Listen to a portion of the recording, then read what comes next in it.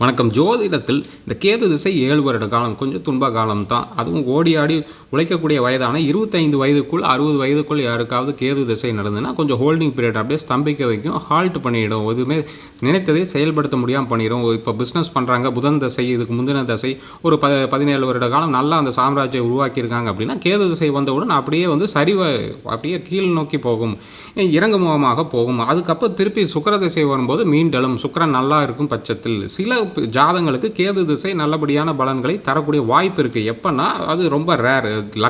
எந்த லக்கணத்தில் பிறந்தாலும் லக்கணத்துக்கு 3-11 கிரகங்கள் இருந்து அந்த புத்திகள் நடந்தால், இப்போ கேது திசை சுக்கிர புத்தி, சுக்கிரன் ஆட்சி உச்சம் 3-11 இருக்குது அப்படின்னா அந்த டைமில் திருமணம் நடக்கும், நல்ல சுப காரியங்கள் நடக்கும். குருவும் அப்படியே அதே அமைப்பில் இருந்ததுன்னா கோடீஸ்வர யோகா அமைப்பெலாம் வரும், தன சேர்க்கை, பொருளாதார சேர்க்கை. இது சனி செவ்வாய் ராகுலாம் கெடுதல் பலன்களை தரும், பொருளாதார செலவு அந்த மாதிரி. இதை பற்றி முழு வீடியோ நம்ம சேனல் போட்டிருக்கோம்.